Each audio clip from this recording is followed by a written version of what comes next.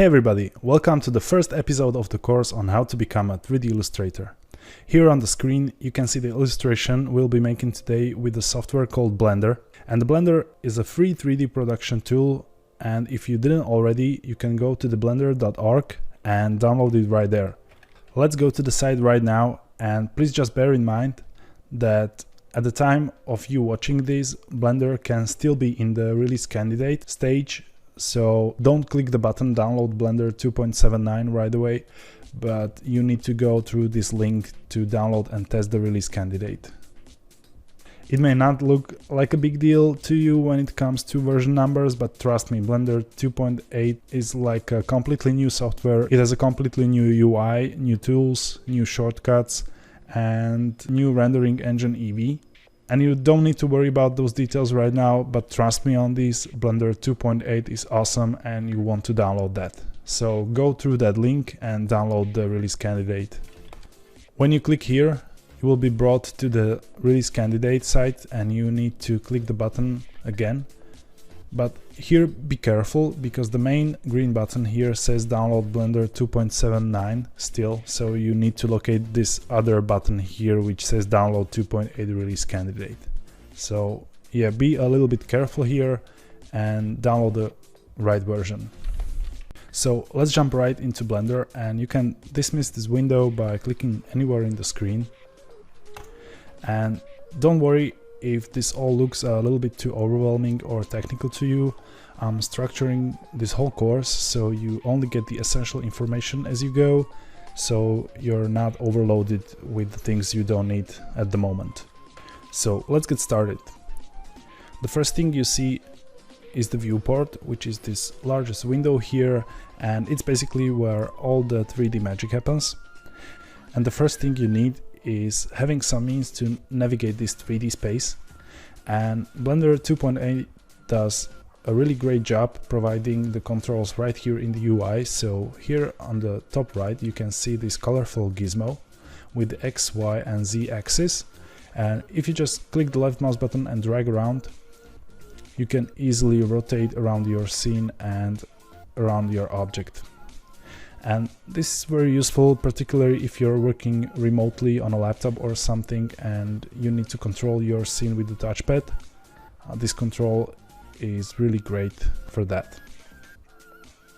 But with Blender, there's always a quicker and faster way how to do some things. So instead of UI, you can always use keyboard shortcuts and mouse. And for the rotation, you can use the middle mouse button. So you just click the middle mouse button and drag around. If you don't have a middle mouse button available, don't worry, Blender has an option for that too. So just go into the edit here, click preferences and go into the input.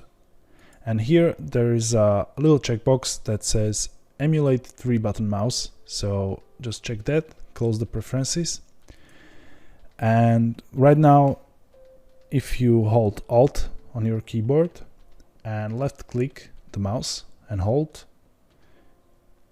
you can drag around your scene just like you would with the middle mouse button.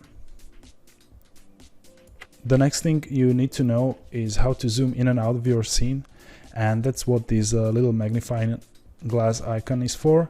So if you just click it with your left mouse and drag up and down, you can zoom in and out.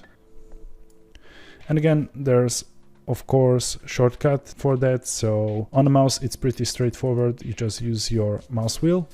If you have your third mouse button emulation enabled, you can use combination of Alt Control and the left click. And the last thing will be the panning of your screen, and that's what this hand icon is for. So again, just left click and drag around. If you want to do this with the mouse, that's just holding shift, clicking with the middle mouse button and dragging around. And of course, if you have emulation enabled, you just add Alt to the mix. So Alt, Shift and left click with the mouse will pan the screen. Now, after you know how to navigate your viewport, you need to be able to manipulate your objects. And most of the time, to manipulate the object, you first need to select it. So if we zoom out a little bit, here in Blender 2.8 you can select objects like in any other software, so you just left click them. And if you want to deselect them, you just click away somewhere. So let's just select this cube, because the next thing you want to do, you might want to move this cube around, make it bigger, smaller, rotate it somehow. And you can use the toolbar here on the left for that, where you have tools for move, rotate and scale. And again, this is pretty straightforward. If you click the move tool, you will see the gizmo with the arrows, and they are color coded based on the axis. So if you want to move on x-axis, you can see there's a red arrow.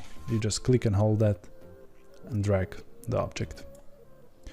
If you want a more freeform move, you can just click the circle here and drag it around how you want.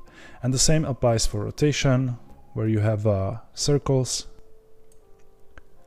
and the scale tool. So you can see there are these little squares, and you can just click and drag and scale your object. Now there's a fourth tool which is called transform, and it basically joins all of these together, and you can see all the available gizmos right away. So you can drag your object around, you can select the axis you want to drag, you can again rotate, scale, everything you want. So yeah, these are the basic controls for the Blender, and we can move on to the next chapter.